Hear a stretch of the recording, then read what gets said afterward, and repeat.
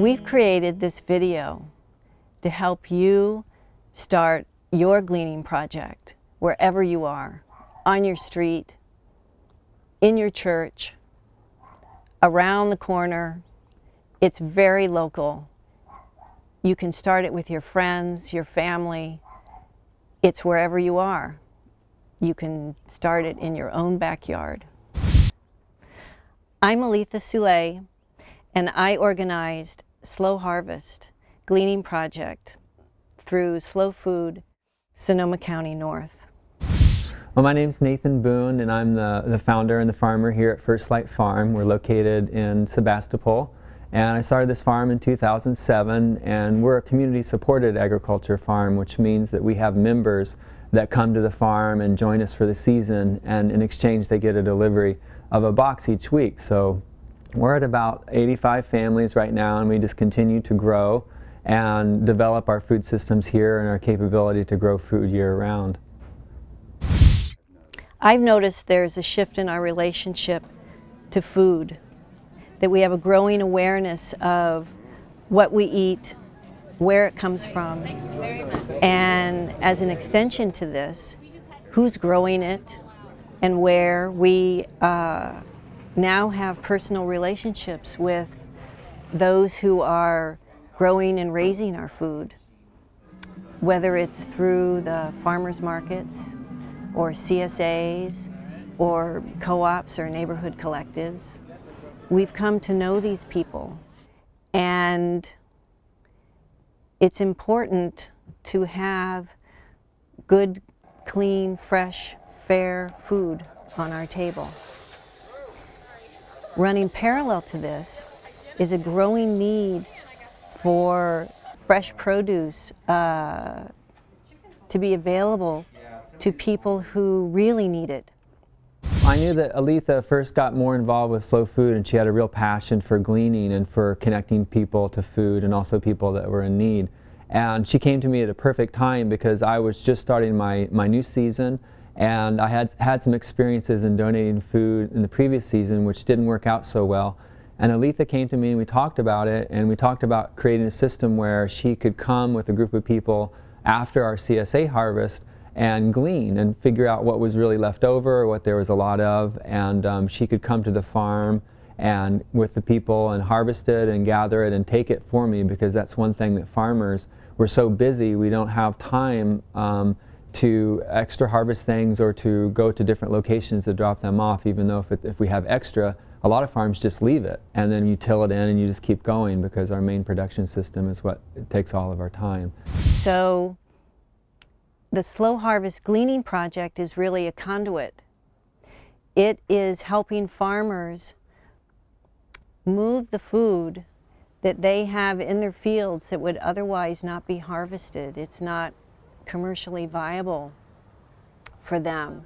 They're ready to till these rows under, and so we're able to come through and help remove that produce in a way that's respectful for them and helps them out, and then we box it up and we're the conduit. We get that fresh produce to the food bank so that folks are able to have good, clean, fair food that is out of the field within an hour, and it's in the food banks and ready for people to use. It wasn't until 1996, with the passing of the Emerson Good Samaritan Law, that food could be gleaned and donated in good faith. That's what allowed this all to happen. The Good Samaritan Act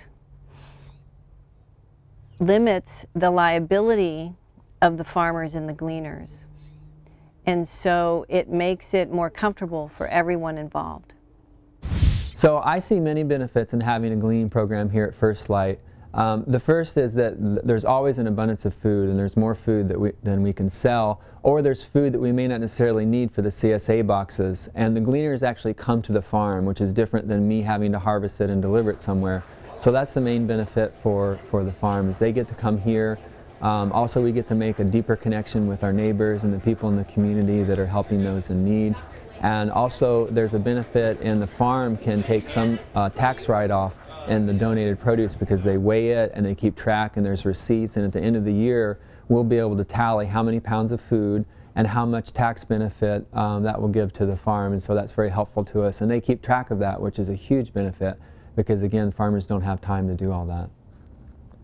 To start the Gleaning Project, a friend of mine, Nathan Boone, and his First Light Farm is right in my neighborhood.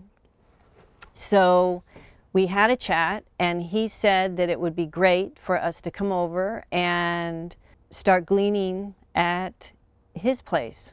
Well, one of the things that Aletha and I talk about is just how easy this is and how if people working together you know, really focus their efforts, we could grow a lot more food and get it out to the people in a lot, you know, in an easier way. I mean, we're just one small example, but we're already donating thousands of pounds of food, and it's totally doable.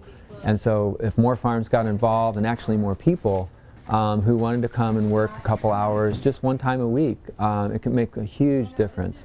So it's a great, great way for us to get more involved and to grow more food and just to have more community involvement in food production.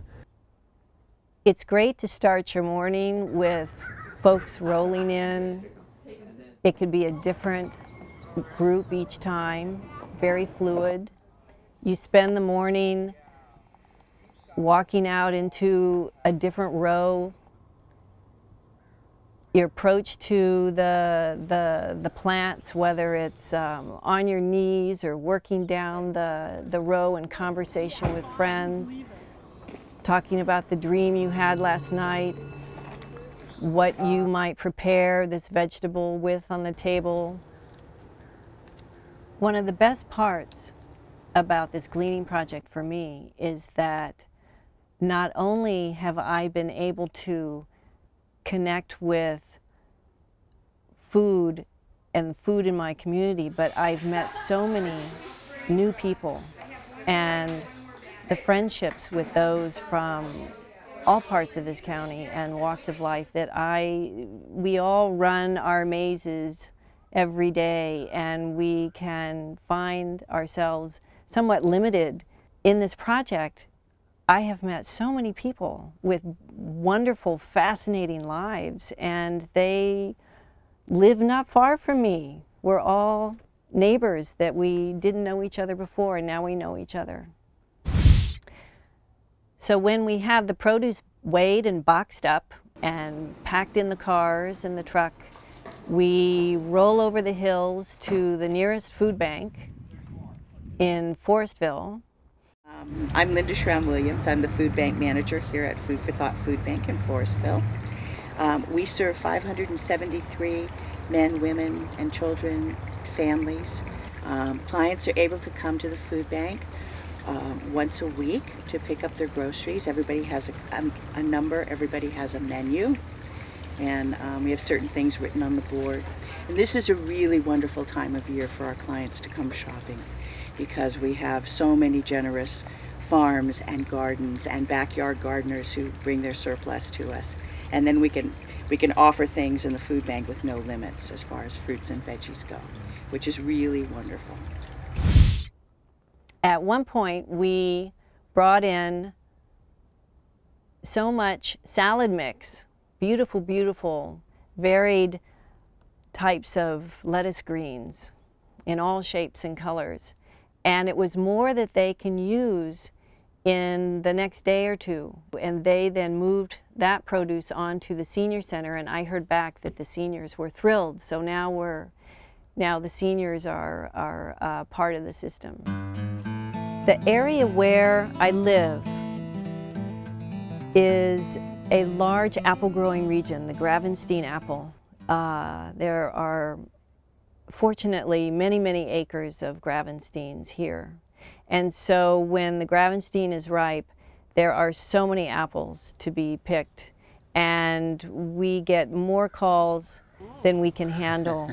And that's what led to the first community canning session, is that we had so many Gravensteins and we felt we needed to make them last.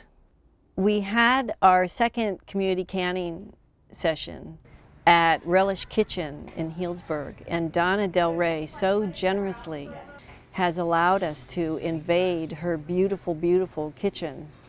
And so people organized and came that morning with their aprons and their knives and their cutting boards, and everyone brought 2 cases of pint canning jars. That was their price of admission.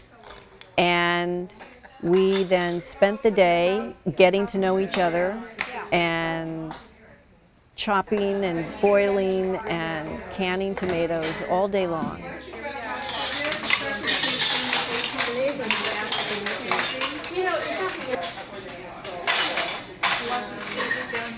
You could, all you need to do is put it in a blender and probably strain it because we're not taking out the seeds. Like a basic, this is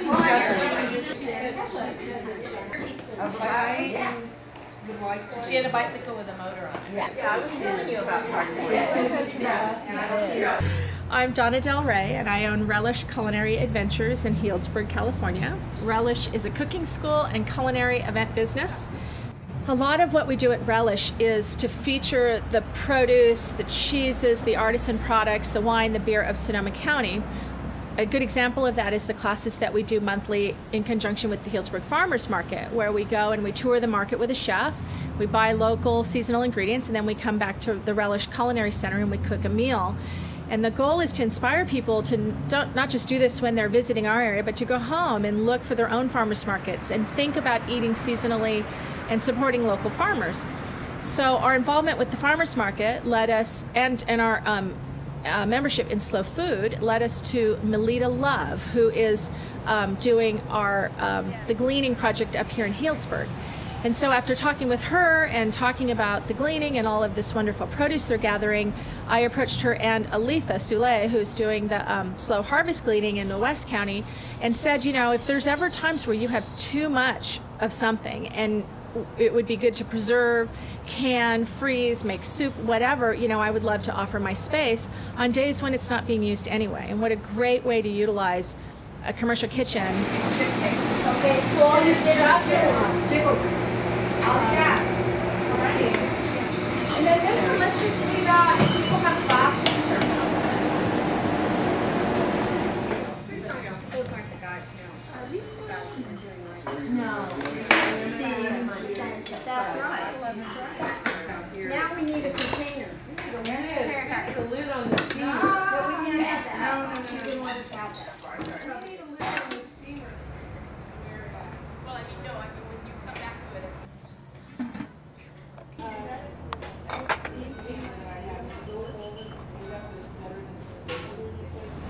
Careful, make sure it's stable inside there.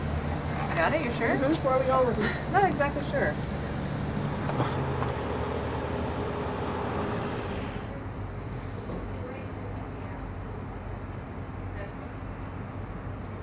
Trees put out about 4,000 figs.